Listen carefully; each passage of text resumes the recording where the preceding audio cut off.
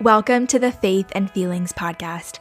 My name is Taylor Joy, and I'm passionate about helping you untangle and honor your emotions, authentically practice your faith, and integrate both into your everyday life so that you can experience the goodness and delight that comes from living in relationship with yourself, God, and others. Thank you for joining me. Let's get started.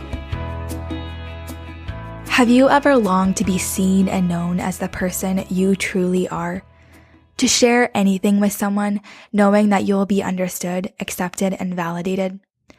Emotional responsiveness is the single most essential ingredient of human relationships. Our relationships are built and sustained through emotional intimacy, and the feeling that someone is interested in taking time to listen and truly understand our experiences. But what happens if your parents were distant or emotionally unavailable? How did this impact you as a child? And how do these experiences continue to impact you as an adult? Today, we're starting a new series based on clinical psychologist Lindsay Gibson's book, Adult Children of Emotionally Immature Parents. My hope is that this series helps us begin to consider the emotional influence of our relationships with our primary caregivers. Although I think this series will be helpful for any kind of relationship that has signs of emotional immaturity. In this episode, I want to spend some time talking about what emotional maturity is before we talk about what it isn't. I'm going to highlight 15 characteristics of an emotionally mature person. But before I do, I want to touch on two important things. First, I want to put some words to what we both might be thinking right now. That title, Adult Children of Emotionally Immature Parents, sounds kind of offensive and jarring. In fact, engaging at all in this topic might feel like you're betraying your parents. But the goal here isn't disrespect or betrayal, but to see them objectively so that we can step into the truth of our stories more fully. And if you think about it, truth is such an important part of who God is.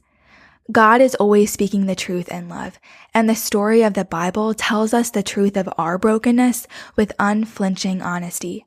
And what does this do? This testimony honors our humanity and invites us to become who we were made to be. Honor and truth are not mutually exclusive. This doesn't mean that we should tell everyone everything about our family, but it does mean that we have permission to speak the truth into places where lies and secrets have bound us to something that we were never meant for. As Jesus says himself in John 6:32, it is the truth that will set us free. The second thing I want to touch on comes in the form of a question. As we move into the space of unpacking emotional maturity and immaturity in relationships, why is emotional maturity so important as a follower of Jesus? I love what Peter Scazzero says about this. He says that you cannot be spiritually mature while remaining emotionally immature. Let me say that again. You cannot be spiritually mature while remaining emotionally immature. I think we could probably all agree that there are so many Christians who are not kind human beings, who are judgmental, critical, proud, defensive, touchy, unapproachable, and unsafe, who know the Bible, actually practice spiritual disciplines, are faithful churchgoers, but they're not loving. And there's something deeply wrong about that. Jesus says in Matthew 22 that what makes someone a Christian is not just loving God, but loving others. The Pharisees loved God, but they didn't love people. And Jesus' main conflict with them about their spirituality was about loving people. Loving God and people doesn't happen naturally, and we rarely get discipled in loving people. When we don't learn how to love well, we will just repeat what we learned and what was modeled to us in our families of origin. Peter Scazzero emphasizes that there is nothing more important than becoming an emotionally mature person, because that means becoming a loving person. And where does this kind of discipleship often begin? By looking at our family of origins, like we're going to do in this series, and learning how to do life and relationships in the new family of Jesus.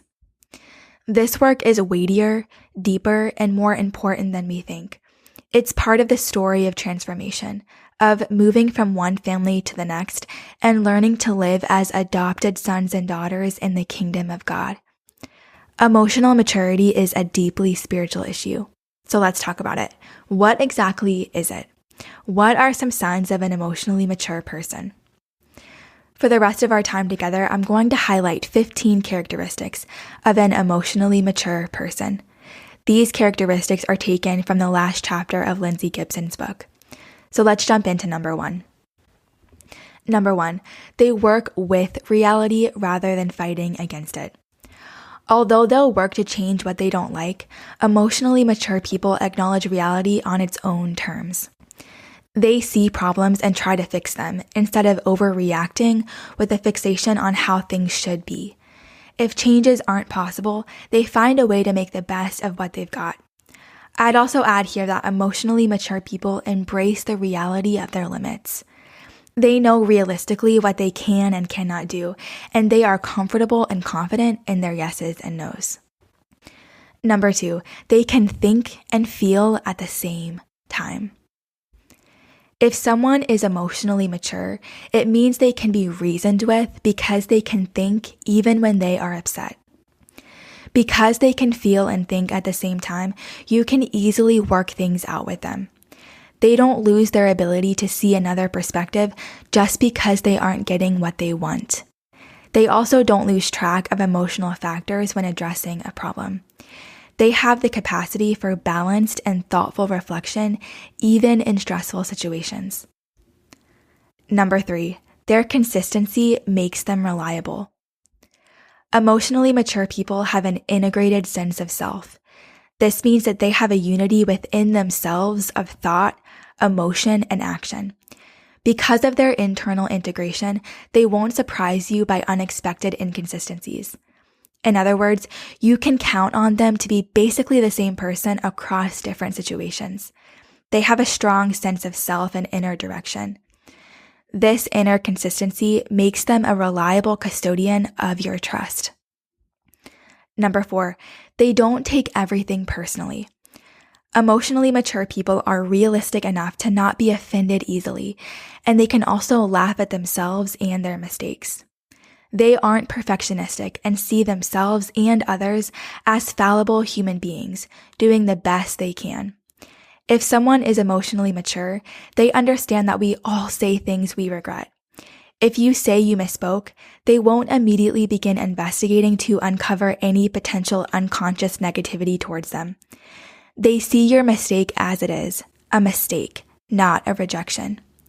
In other words, they're realistic enough to not feel unloved just because you made a mistake. Number 5, they respect your boundaries. Emotionally mature people are naturally respectful because they honor your boundaries and individuality. They never assume that if you love them, you'll want the same things they do. Unlike emotionally immature people, they also don't give you unsolicited advice or try to analyze and tell you what you're actually thinking and feeling. They may tell you how they feel about something you did, but they don't pretend to know you better than you know yourself. They understand and respect that you have the final say about what your feelings, thoughts, and motivations are. Number 6, they are flexible and they offer you the benefit of the doubt. Emotionally mature people are usually flexible and try to be fair and objective. An important trait to take note of is how others respond if you have to change your plans. Can they distinguish between personal rejection and something unexpected coming up? Are they able to let you know they're disappointed without holding it against you? If you unavoidably have to let someone down, emotionally mature people will generally give you the benefit of the doubt. Number 7, they're even-tempered. People who have a short fuse and expect that life should go according to their wishes don't make for good company. Unlike an emotionally immature person, an emotionally mature person doesn't show their anger by withdrawing love. They will usually tell you what's wrong and ask you to do things differently. They don't sulk or pout for long periods of time or make you walk on eggshells. Ultimately, they're willing to take the initiative to bring conflict to a close, rather than giving you the silent treatment. Number 8, They're willing to be influenced. Like I mentioned a few minutes ago, emotionally mature people have a strong and secure sense of self. They don't feel threatened when other people see things differently, nor are they afraid of seeming weak if they don't know something. So when you have an insight to share with them, they listen and consider what you tell them. They may not agree, but their natural curiosity compels them to seek to understand your point of view. Number 9, they're truthful. Telling the truth is the basis of trust and a sign of a person's level of integrity. It also shows respect for the other person's experience. Emotionally mature people seek to live in truth, not pretense, spin, illusions, or exaggerations. You can count on them to be genuine and forthcoming. Number 10, they apologize and make amends. Emotionally mature people want to be responsible for their own behavior and are willing to apologize when needed. This kind of basic respect and reciprocity mends injured trust and hurt feelings and helps maintain good relationships. When a relationship has been ruptured, they are willing to initiate repair. Number 11, their empathy makes you feel safe. Empathy is what makes people feel safe in relationships. Along with self-awareness, one researcher described empathy as the soul of emotional intelligence. Emotionally mature people will listen with compassion and curiosity without having to fix, change, or save. Number 12, they reflect on their actions and try to change. Emotionally mature people are capable of taking a look at themselves and reflecting on their behavior. They clearly understand how people affect each other emotionally and take you seriously if you tell them about a behavior of theirs that makes you uncomfortable. This willingness to take action as a result of self-reflection is so important.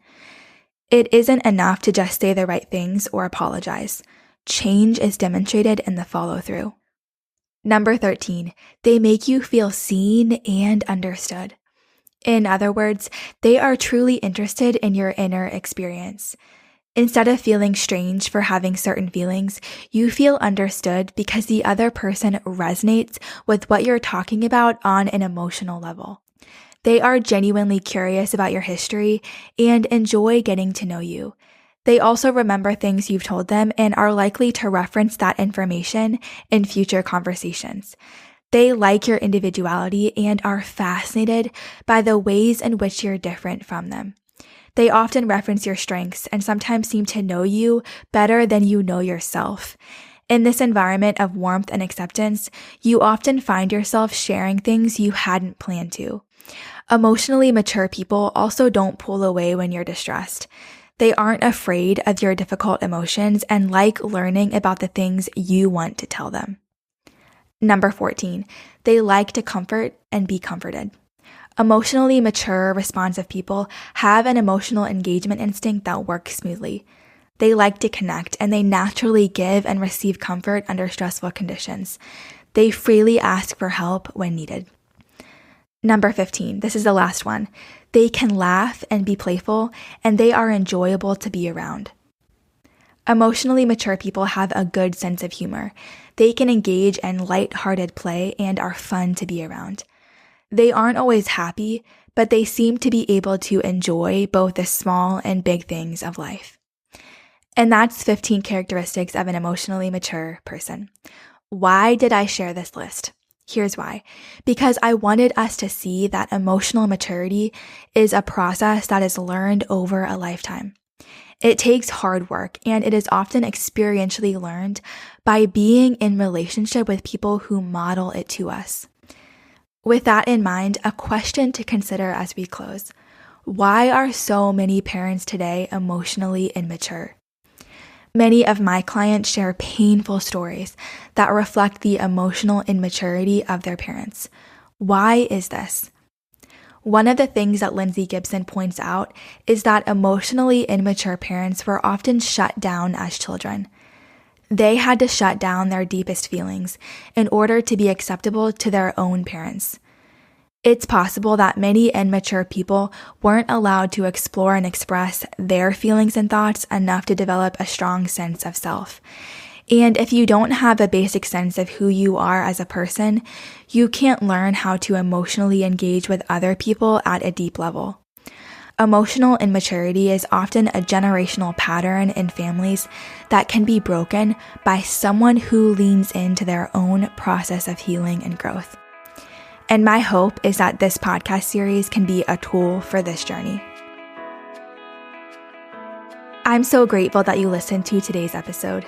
Thank you for spending time with me. I'd love to hear from you. Connect with me on Instagram at TaylorJoy or through my website, taylorjoymurray.co. Also, if you enjoyed this conversation, it would mean so much to me if you took a minute to subscribe and review the podcast. This is an easy way to partner with me and is invaluable in reaching new listeners. Until next week.